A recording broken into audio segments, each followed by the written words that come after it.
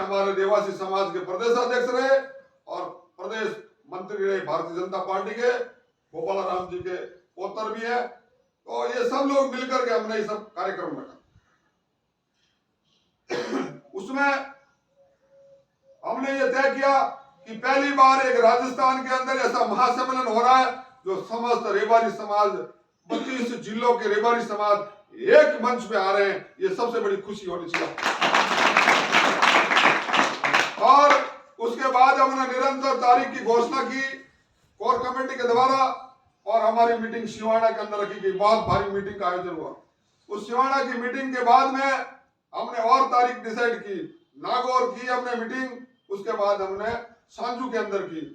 आज हमारे रेबारी समाज की मीटिंग अदरवाइज बहुत सारी जगह पे डिसाइडेड है, लेकिन कोर कमेटी के हमारे जो जो नुमाइंदे हैं उनको अलग अलग जगह पे भेजा गया। जैसे आज शेरगढ़ के अंदर मीटिंग है, आज त्यूरी के अंदर मीटिंग है, आज जैतारण के अंदर मीटिंग है, आज भोपालगढ़ में मीटिंग है, आज हमारी वहां मेड़ता सिटी में मीटिंग है। तो वो सब कोर कमेटी के जो हमारे जो तयशुदा जो व्यक्ति है वो वहां पहुंच रहे हैं। आज हमारे को भोपालगढ़ और मेड़ता के लिए राम स्वरूप जी को और मुझे आमंत्रित किया और हम लोग आपके बीच में आए और आपको संबोधन में हम निवेदन करने आए और आपसे विशेष अनुरोध और निवेदन के साथ ये विनती है कि आप ज्यादा से ज्यादा जनसंख्या में आए, अपने समाज का जो वेशभूषा में आए।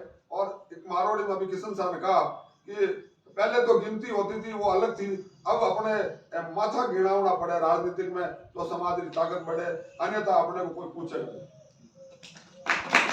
दूसरी बात, ये महासम्मेलन क्यों होने जा रहा है? कई बातें ऐसे सामने आ रही है कि महासम्मेलन का एजेंडा बताइए। आपको आज एजेंडा बता देंगे तो उस एजेंडे का मतलब ही क्या रहेगा। एजेंडा जो होगा हमारे समाज के सामान्य व्यक्तियों के द्वारा तय होगा। वो लोग तय करेंगे कि हमारे उस महासम्मेलन के अंदर एजेंडा क्या रखें। जो भी एजेंडा होगा वो सर्व समिति से राम प्रकाश जी जो एजेंडा तय होगा, एजेंडा लिखित में होगा, एग्रीमेंटेड लिखित में होगा, वही एजेंडा उसमें हमें वहां सार्वजनिक करेंगे। आज हम सार्वजनिक एजेंडा नहीं कर सकते हैं क्योंकि वो एजेंडा हमारे समाज के सामान्य व्यक्ति मिलकर के बनाएंगे। उसमें हम भी शारिक है, हम भी शामिल है, आप भी शामिल है, लेकिन वो एजेंडा राम राम साहब तो एजेंडा उसी दिन आपको सुनने को मिलेगा। और उसमें हमने एक ये भी निर्णय किया, राम स्वरूप जी ने कहा था कि एजेंडा जो तय होगा प्रत्येक व्यक्ति जो उद्बोधन देगा, समाज के बीच में जो भाषण देगा, वो अपने एजेंडा से बाहर कोई बात नहीं करेगा। उसी दिन वो जो मातर जो एजेंडा तय होगा उस एजेंडे के अनुरूप ही भाषण के अंदर वो बात कहेगा। ऐसा नहीं है कि एजेंडा 5 हमने एजेंडा तय किया और वो अपनी विनती और अपनी गाथा गाना शुरू कर दे, ऐसा भी नहीं करे। उनपे माकूल व्यवस्था होगी, बंदोबस्त होगा और डिसिप्लिन के रूप में एक महासम्मेलन होने जा रहा है। मेरे साथियों, उसके अंदर कम से कम 5-4 करोड़ रुपए का खर्चा होगा। वो कैसे होगा मैं आपको बता देता हूँ कि आज 50 लाख का खर्चा तो डैम वगैरह वगैरह, टेंट वगैरह, कुर्सियां वगैरह, मंच, मीडिया वगैरह उनका होता था।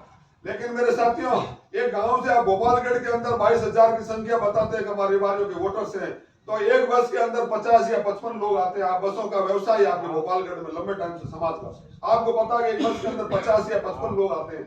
तो आप मुझे बता दीजिए 22,000 में से 10,000 लोग तो आप सम्मेलन में आओगे ना।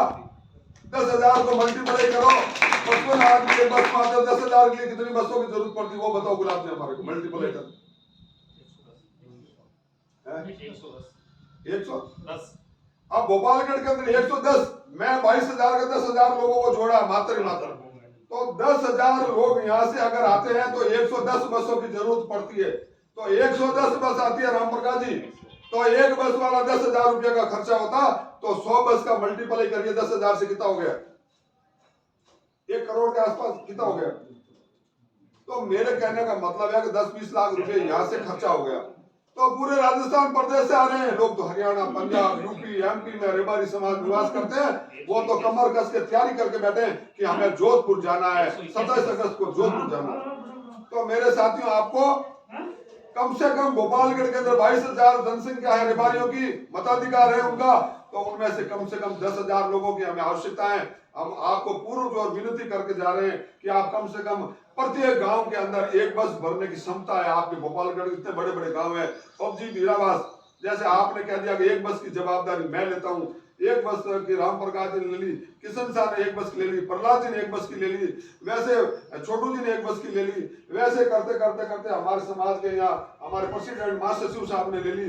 ऐसे करते करते 10 बसों के यहाँ इंतजाम अपना 1 मिनट के अंदर ही हो गया। मेरी बात आप समझ रहे हो ना मेरी बात?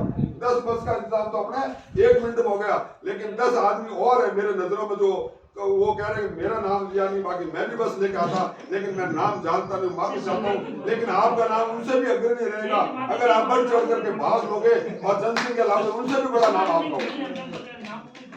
तो आप अभी यहाँ से